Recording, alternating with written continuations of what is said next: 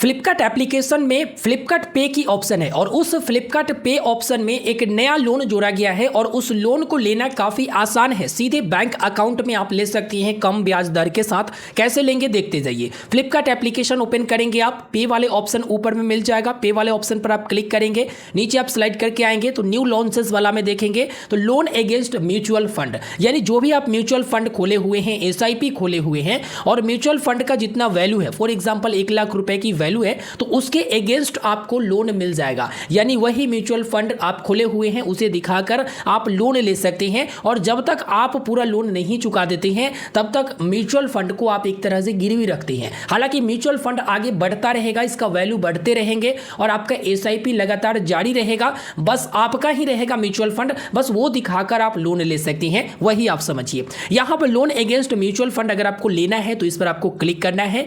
Click करने के बाद यहां पर क्या क्या एंटर करनी है वो आप देखें। सबसे पहले मोबाइल नंबर और उसके बाद आप अपना पैन नंबर एंटर करेंगे, तभी यहां पर एलिजिबिलिटी को चेक किया जाएगा। आप नीचे आएंगे ना तो यहां पर दिखा देगा कि भाई म्यूचुअल फंड के अगेंस्ट जो लोन लेते हैं वो किस तरह के है और उसकी और नीचे आएंगे तो बताया गया eight just 10.49% per annum reducing interest rate के साथ आपको ये लोन दिया जाएगा। यहां पर जीरो प्री पेमेंट फी, यानी कि प्री पेमेंट का कोई भी फी आपको नहीं देना पड़ेगा अगर आप पहले पेमेंट कर देते हैं। इसमें आपको एक लिमिट मिलेगा और इस लिमिट के लिए कोई भी हिडन चार्ज नहीं है और इस लिमिट को विड्रॉ करने के जितना आपको मन है ना उतना आप विड्रॉ कर सकते हैं। जैसे मान लो कि 20,000 रुपए की आपको लिमिट मिला, ठीक है, उसमें से अगर आपको जरूरत है 10,000 रुपए का तो आप 10,000 ही निकालिए, 10,000 वैसे ही छोड़ सकते हैं। यानी जितना आपको लोन मिलता है उसमें से जितना आप यूज करना चाहते हैं बस उस पर ही इंटरेस्ट रेट लगेगा। 100% डिजिटल प्रोसेस होगा। सबसे पहला स्टेप है कि यहां पर आपका क्रेडिट लिमिट चेक होगा, उसके बाद आप केवाईसी करोगे।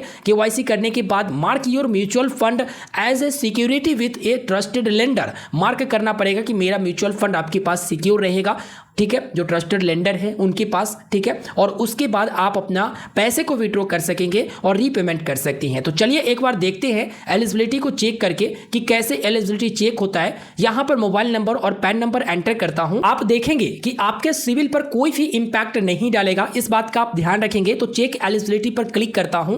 एक ओटीपी आपके मोबाइल नंबर पर भेजा जाता है, ओटीपी आप दर्ज करते हैं और यहां पर आपका जो पोर्टफोलियो है वो यहां पर चेक होता है। तो आप यहां पर देखेंगे 4,01,300 रुपए की लिमिट मुझे दिया जा रहा है, क्रेडिट लिमिट। अब इसमें से जितना जरूरत है उतना मैं यूज करूंगा तो उस पर इंटरेस्ट लगेगा और फिर रीपेमेंट भी कर दूंगा, ठीक है। यहां पर ये कैसे कैलकुलेट किया जाता है वो आप देखेंगे। तो आपका जो डिप्ट म्यूचुअल फंड होता है उस पर अप टू 90% आपको वैल्यू मिल जाती है और जो आपका इक्विटी म्यूचुअल फंड होता है उस पर अप टू 50% की वैल्यू मिल जाती है, ठीक है। तो इस तरह से ये पूरा कैलकुलेट करके आपको ये बताती है कि मैं आपके म्यूचुअल फंड के अगेंस्ट इतना तक की क्रेडिट लिमिट दे सकता हूं, इतना तक के लोन दे सकता हूं। नीचे में बताया गया है credit limit for your portfolio, यानी आपका जो पोर्टफोलियो है उसके अगेंस्ट आपको किस तरह से कितना लोन दिया गया है। तो आपका टोटल पोर्टफोलियो वैल्यू कितना है वो आपको शो हो जाएगा। एलिजिबल पोर्टफोलियो यानी उसमें से कितना वैल्यू जो है एलिजिबल हुआ है लोन के लिए वो आपको शो हो जाएगा और आपको कितना लोन मिल रहा है, कितना लिमिट मिल रहा है, आपका जो एक्चुअल में एलिजिबल पोर्टफोलियो है उसके अकॉर्डिंग,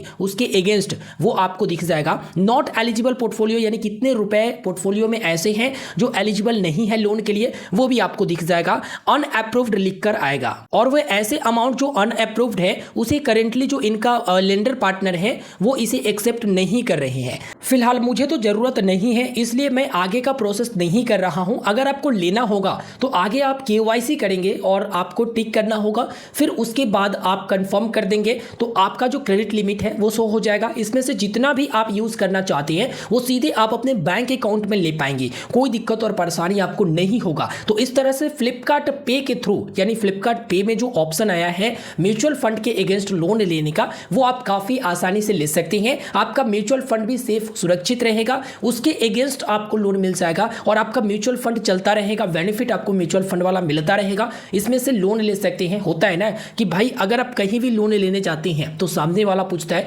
किस भरोसे मैं आपको लोन दूं। अगर पर्सनल लोन की बात करूं तो पर्सनल लोन आपका जो क्रेडिट हिस्ट्री रहता है, सिविल स्कोर रहता है उसके भरोसे से पर्सनल लोन दिया जाता है। बाकी लोन अगेंस्ट प्रॉपर्टी भी मिलती हैं, यानी आपका जो प्रॉपर्टी है उसके अगेंस्ट लोन दिया जाता है। आपको जो क्रेडिट कार्ड मिला हुआ है उसके अगेंस्ट भी आपको लोन दिया जाता है। तो एक भरोसा के लिए ना आप लोग यहां पर कहते हो कि भाई मेरा म्यूचुअल फंड है, देखो इतना रुपए का है, अब इस पर भरोसा करके मुझे लोन दो, तो आपको म्यूचुअल फंड के अगेंस्ट लोन मिलता है। ठीक है, तो इस तरह से आप काफी आसानी से अप्लाई कर सकते हैं चाहे तो। इस वीडियो में फिलहाल इतना ही। अगर आपको पर्सनल लोन वगैरह लेना है तो मैंने वीडियो के डिस्क्रिप्शन में ऐसे एप्लीकेशन का लिंक दे दिया है जहां से आप लगभग लोग जो है पर्सनल लोन काफी आसानी से कम रेट में ले सकते हैं। लेकिन अगर आप चाहते हैं म्यूचुअल फंड के अगेंस्ट लोन लेना तो बहुत अच्छा सोच है आपका कि म्यूचुअल फंड आपका चलता रहेगा, उतना वैल्यू देता रहेगा, बस उसके अगेंस्ट आप लोग लोन लेकर आसानी से काम कर सकते हो। एक बात हमेशा याद रखिएगा कि कोई भी इमरजेंसी आता है और आप सोचते हो तुरंत कि मैं म्यूचुअल फंड तोड़ देता हूं, उसमें से विड्रॉ कर लेता हूं,